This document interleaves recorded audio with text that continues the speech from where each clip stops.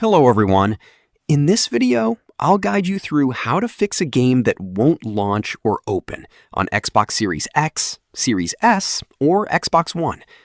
First, fully close the game by pressing the Xbox button, highlighting the game, pressing the menu button, and selecting Quit. Then restart your console to clear temporary glitches. Next, check for system updates by going to Settings, System, Updates, and installing any available update. Now, make sure your game is updated by opening My Games and Apps, managing updates, and installing the latest patch. If it still won't open, clear the cache by holding the power button for 10 seconds until the console shuts down, then unplug it for a minute before restarting.